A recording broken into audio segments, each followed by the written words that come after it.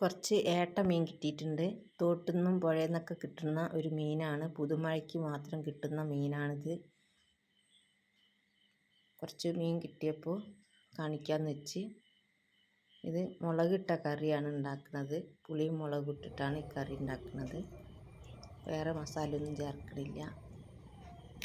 ഇത് മുറിച്ചപ്പോൾ ഈ മീനിൻ്റെ വയറ് നിറച്ചും മുടയാണ് ഉണ്ടാവുക. ചെറിയ മീനാണെങ്കിലും നിറയെ മുട ഉണ്ടാവും ഇതിൻ്റെ വയറ് നിറച്ച്. അധികം വളരാത്തൊരു മീനാണിത്. ഈ വലിപ്പം തന്നെയാണ് ഉണ്ടാവുക. മുറിച്ചതിന് ശേഷം ഉപ്പ്, കല്ലുപ്പിട്ടിട്ട് വേണം ഇത് ഉരത്തിയിട്ട് വേണം കഴുകിയെടുക്കാൻ. ഇതിനൊരു കൊഴുപ്പുണ്ടാവും. ആ കൊഴുപ്പ് പോകണമെങ്കിൽ കല്ലുപ്പിട്ടിട്ട് നന്നാക്കി ഇളക്കി നന്നാക്കി കല്ലുപ്പ് അലിയണ വരെ ഇളക്കി എന്നിട്ട് വേണം വെള്ളം ഒഴിച്ചിട്ട് കഴുകിയെടുക്കാൻ. അങ്ങനെ വെള്ളം ഒഴിച്ച് നല്ലോണം ഇതുപോലെ ഇളക്കിയതിന് ശേഷമാണ് വെള്ളം ഒഴിക്കുന്നത്. കല്ലുപ്പിട്ടിട്ട് ഇളക്കിയതിന് ശേഷം കുറേ സമയം ഇതുപോലെ ഇളക്കി കൊടുക്കണം. അപ്പോൾ ഇതിൻ്റെ കൊഴുപ്പെല്ലാം ഇങ്ങനെ ഇളകി വരും. എന്നിട്ട് അതിൽ വെള്ളം ഒഴിച്ചിട്ട് വീണ്ടും അതുപോലെ ഇളക്കിയിട്ട് വേണം കഴുകിയെടുക്കാൻ. അങ്ങനെ ഒരു 3 or 4 തവണ വെള്ളം മാറ്റി ഇതുപോലെ കയ്യിലിട്ടിട്ട് കൈകൊണ്ട് ഞവണ്ടി കഴുകണം. അങ്ങനെ വൃത്തിയാക്കി വെച്ച മീനാണിത്. അപ്പോൾ ഇതിൻ്റെ കൊഴുപ്പെല്ലാം മാറി നല്ല വൃത്തിയുള്ള മീനായി മാറിയിട്ടുണ്ട്. ഇതിന് നിറയെ കൊഴുപ്പാണ് ആദ്യം ഉണ്ടാവുക. കല്ലുപ്പിട്ട് കഴുകിയാലേ കൊഴുപ്പ് പോകുള്ളൂ. കുറച്ച് വെളിച്ചെണ്ണ ചൂടായതിന് ശേഷം അതിലേക്ക് കുറച്ച് ഉലുവ ചേർക്കുക. ഉലുവ ഇട്ട് കൊടുക്കുക. ഉലുവ ഇട്ടതിന് ശേഷം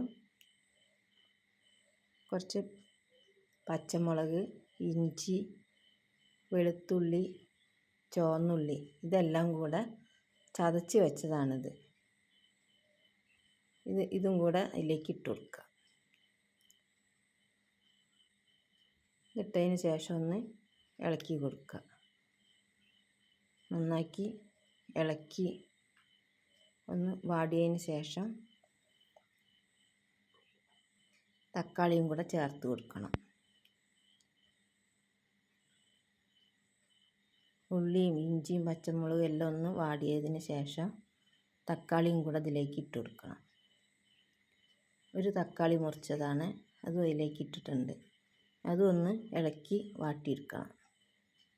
നല്ലോണം ഒന്ന് വാടിയതിന് ശേഷം തീ കുറച്ചിട്ട് വേണം പൊടി ഇട്ട് കൊടുക്കാൻ. നല്ലോണം വാടി കിട്ടണം.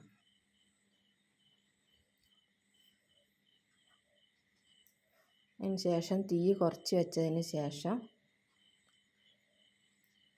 മുളകും പൊടി ചെറിയ സ്പൂണാണ്, അതിൽ ഒരു 1.5 സ്പൂണ് മുളകും പൊടി ചേർത്തിട്ടുണ്ട്. 1/2 സ്പൂണ് മഞ്ഞൾപ്പൊടിയും ചേർത്തിട്ടുണ്ട്. 1 സ്പൂണ് ഉപ്പും 1 സ്പൂണ് ഉപ്പ് ഇട്ടതിന് ശേഷം 1 സ്പൂണാണ് ഉപ്പിട്ടത്. ഉപ്പ് പാകത്തിന് നോക്കിയിട്ട് ചേർത്താൽ മതി. 1 സ്പൂണാണ് ഉപ്പിട്ട് കൊടുത്തത്. കുറച്ച് കരിവേപ്പിൻ്റെ ഇല ഇട്ടിട്ടുണ്ട്. അതിലേക്ക് ഇനി കുറച്ച് പുളി പിഴിഞ്ഞൊഴിക്കണം. കുറച്ച് പുളി പിഴിഞ്ഞതും ഒഴിച്ചു കൊടുക്കുക. കുറച്ച് പുളി ഒഴിച്ചതിന് ശേഷം ഒന്ന് നന്നാക്കി ഇളക്കി കൊടുക്കണം. മുളകും പൊടി, മഞ്ഞൾപ്പൊടി, ഉപ്പും എല്ലാം കൂടി ഒന്ന് യോജിച്ച് കിട്ടാൻ വേണ്ടിയിട്ടൊന്ന് നന്നാക്കി ഇളക്കി കൊടുക്കുക.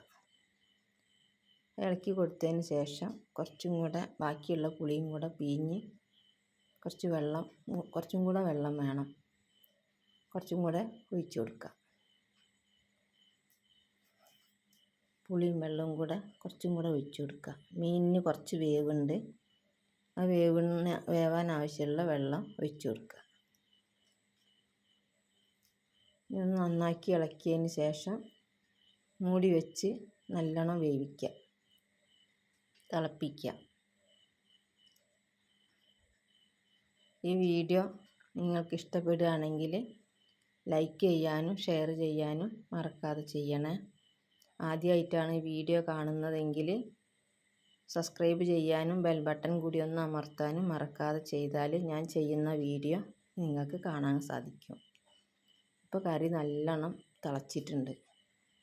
ഈ തിളച്ച കറി ഒന്ന് ഉപ്പ് നോക്കണം, ഉപ്പ് പാകമാണോ നോക്കണം. ഉപ്പ് പോരായി ഉണ്ടെങ്കിൽ ആവശ്യത്തിനുള്ള ഉപ്പ് ചേർത്ത് കൊടുക്കുക. കുറച്ച് ഒരു സ്പൂണും കൂടെ ഉപ്പ് ചേർത്തിട്ടുണ്ട്. ഉപ്പ് കുറവാണ്, കുറച്ചും കൂടെ ചേർത്ത് കൊടുത്ത് ഉപ്പും എരിവൊക്കെ പുളിയൊക്കെ പാകമായതിന് ശേഷം നോക്കിയിട്ട് അതിലേക്ക് ഇനി മീനിട്ട് കൊടുക്കുക. മീൻ മുറിച്ച് വെച്ച മീൻ അതിലേക്ക് ചേർത്ത് കൊടുക്കുക. അതിൻ്റെ മുടയും മീനും എല്ലാം കൂടി ചേർത്ത് കൊടുക്കുക. അങ്ങനെ മീനെല്ലാം ഇട്ടതിന് ശേഷം ഒന്ന് ഇളക്കിയിട്ട് മൂടി വെച്ച് വേവിക്കുക. അതിൻ്റെ മുടയാണത്. മുടഞ്ഞ് വെന്ത് വരുമ്പോൾ നല്ല ഉറപ്പുള്ളൊരു മുടയും കിട്ടും. നല്ല ടേസ്റ്റാണ് അത് കഴിക്കാൻ.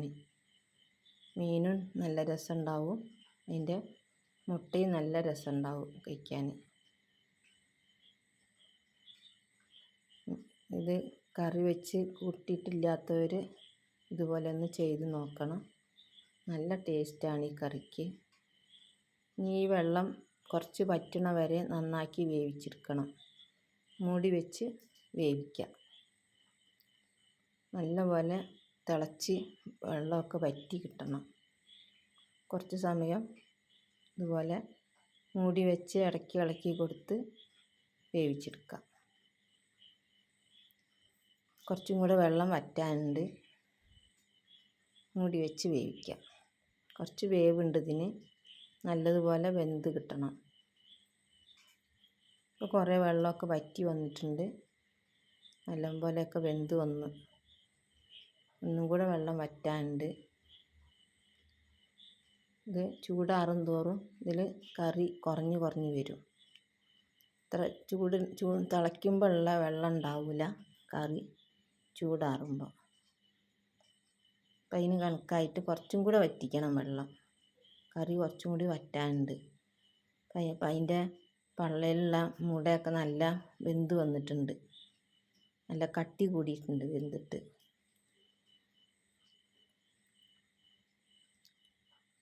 ഇതുപോലെ ഒന്ന് ചെയ്ത് കഴിച്ച് നോക്കണം, കഴിച്ചിട്ടില്ലാത്തവർ. ഇപ്പം നല്ല വെന്ത് വന്നിട്ടുണ്ട്. ഇനി ചൂടാറുന്നതിനനുസരിച്ച് ഇത് കുറച്ചും കൂടെ വെള്ളം വറ്റും. കുറച്ച് കറിവേപ്പും കൂടെ മേലിട്ട് കൊടുക്കുകയാണ്. എന്നിട്ട് മൂടി വയ്ക്കാം. അപ്പം നല്ലപോലെ വെന്ത് പാകമായിട്ടുണ്ട് കറി. ഇനി നമുക്ക് ഈ കറി ഒരു പാത്രത്തിലേക്ക് എടുക്കാം. ഒരു പാത്രത്തിലേക്ക് എടുക്കുക.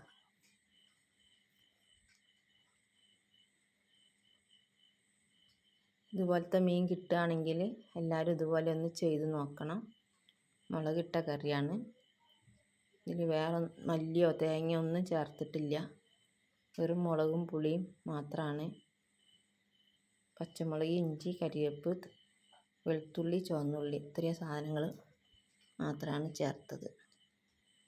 നല്ല ടേസ്റ്റാണ്. ഇത് 2 ദിവസം വേണമെങ്കിലും വെച്ചേച്ച് കഴിക്കാൻ പറ്റും.